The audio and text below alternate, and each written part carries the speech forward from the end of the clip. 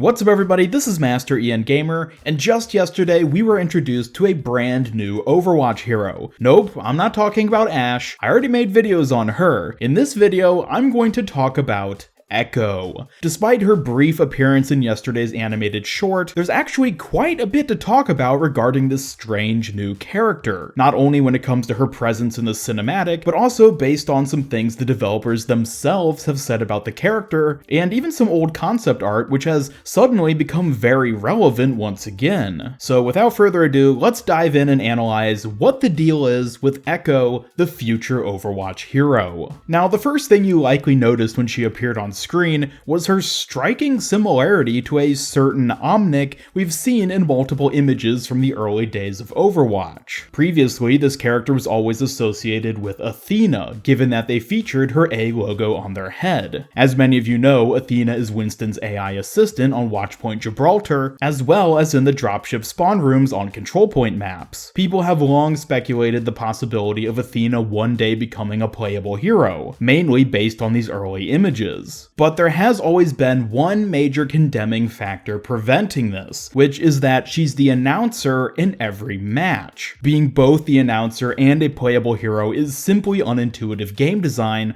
and therefore could never happen in Overwatch. However, it looks like Blizzard may have found a clever way around this obstacle. But before I delve into that, I want to go over everything we know so far regarding the character Echo. So yesterday, Jeff Kaplan himself all but confirmed that she will one day be a playable hero. Let me just play a brief audio clip from Emong's stream yesterday, and I think he'll speak for himself. And then people are asking a little bit about Echo. Is that going to be one of the heroes that is possibly... Echo, obviously, there's a big story that's going to unfold that relates to Echo. Yeah. Echo is a very important character. Obviously, McCree seems to have some sort of bond with Echo, and Echo is of importance. Now, you have to remember, in Reunion, what's going on there is McCree's the one who Winston recalled. Okay. You know, Winston said, hey, we need to get Overwatch back together. We need to do something. Yeah. Everybody get back here. Like, we don't care about the Petrus Act.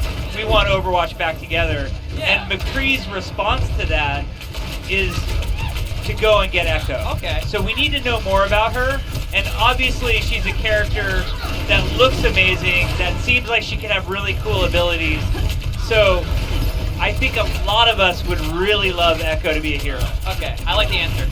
Yeah, I'm so good at being vague. Yes, it's perfect. Yeah. Honestly, Jeff wasn't even trying to hide it. He even asked Emong's audience a little later on what class they wanted Echo to be. My question to the stream is, what do you guys think if we made Echo a hero, would you like her to be support, tank, or damage?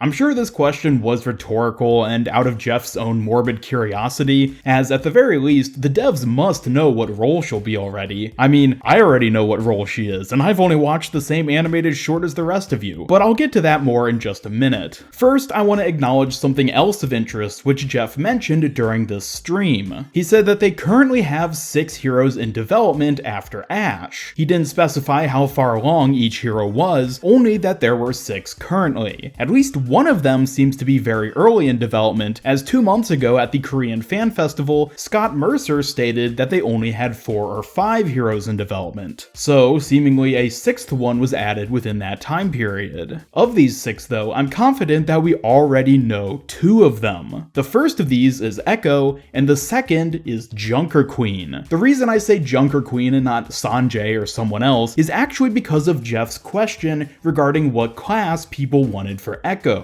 Jeff Goodman asked this exact same question regarding the Junker Queen back at the 2018 San Diego Comic-Con, which at this point makes me think the question could be some kind of inside, I don't want to say joke, but some kind of dev team thing that they likely all know. Maybe I'm reading a bit too much into that, but it does seem rather odd that 2 different developers asked the exact same question regarding characters who have so far each been heavily teased as being possible upcoming heroes. Anyways, focusing back on Echo herself, I've got a bit of a theory regarding her design and its similarities to the old concept art. Back in the day, long before Overwatch was ever even established as being Overwatch, Athena, or Iris as it seemed she was called at the time, was a character design they came up with. As the game continued development, they eventually decided to incorporate Athena as the announcer and AI for Winston. In doing so, they then eliminated the possibility of making her a playable hero. But they still liked the character design enough that they've decided to recycle it into the new character named Echo. Keep in mind, these old concepts almost certainly predate any of the established story we have now, so there's no reason to suspect that the A logo is a canon part of this character, or that Athena has any kind of associated physical form. Instead, I think Echo is likely a completely separate entity from Athena, although I could easily see Blizzard writing some sort of story relation between the two, if not just as an homage to what seems to have been the original character from back in the day, but also since they both appear to have ties to Greek mythology. I'm no Greek history expert, but given that Athena is a Greek goddess, I couldn't help but wonder if Echo was too. As it turns out, she's something similar. Let me just read this brief summary of the character as written in the Encyclopedia Britannica. Echo, a mountain nymph, offended the goddess Hera by keeping her in conversation, thus preventing her from spying on one of Zeus's amours. To punish Echo, Hera deprived her of speech, except for the ability to repeat the last words of another. Echo's hopeless love for Narcissus, who fell in love with his own image, made her fade away until all that was left was her voice. According to a different Greek writer, Echo rejected the advances of the god Pan. He thereupon drove the shepherds mad and they tore her to pieces.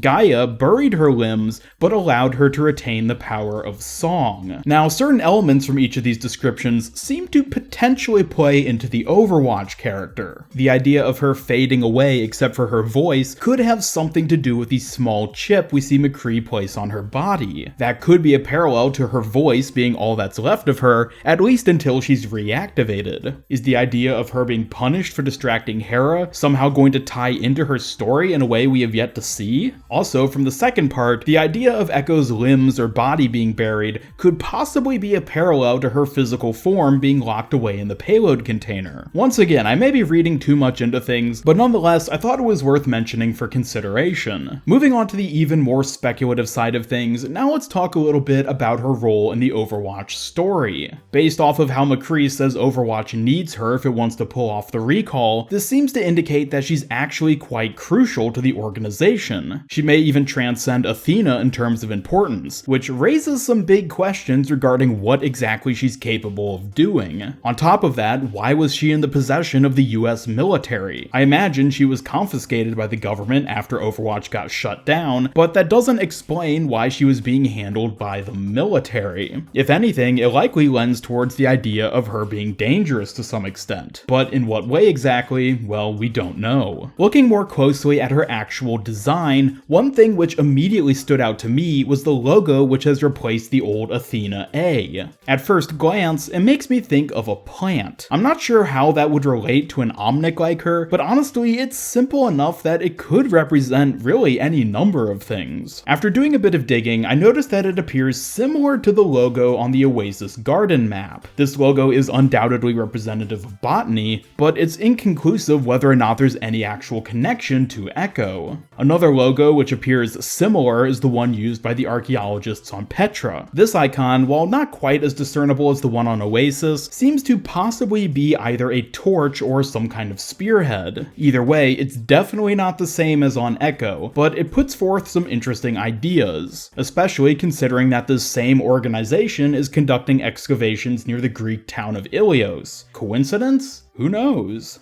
But perhaps the most intriguing comparison of all is the logo for Vishkar. Like the other two, it's definitely not an exact match, but they do both have an overall similar shape. Additionally, both also have a predominantly white color scheme with blue accents, so maybe there is actually a connection here. I'm not sure what exactly it would be, but again, it's definitely worth considering. Since there's little more to examine regarding her story significance, now let's move on to arguably the most important aspect, aspect, and that's in-game abilities. While I won't pretend that anything specific can be deduced at the moment, there are some characteristics which seem pretty clear-cut. The first being that she's undoubtedly a support hero. I mean, just look at her. Despite being made out of metal, she does a great job of conveying a soft, comforting presence. She has a predominantly white color scheme with accents of blue and gold, all being very symbolic of playing a supportive role. Even the way she acts, especially when examining McCree's arm, is very kind and gentle. Every single thing about this character screams support hero. And since all supports are now healers, that means she'll almost certainly be a healer too. Additionally, given that she has wing-like components on her back and levitates when standing up, she may possess some ability to fly. I'm a bit skeptical of this though, as she already boasts a tremendous similarity to Mercy in color scheme and design, so sharing her flight abilities as well might be a bit much. Considering the abilities of Iris from the early concept art, all of these abilities are already possessed by another hero at this point, and going by the inconsistencies of many other heroes in this image which are currently in-game,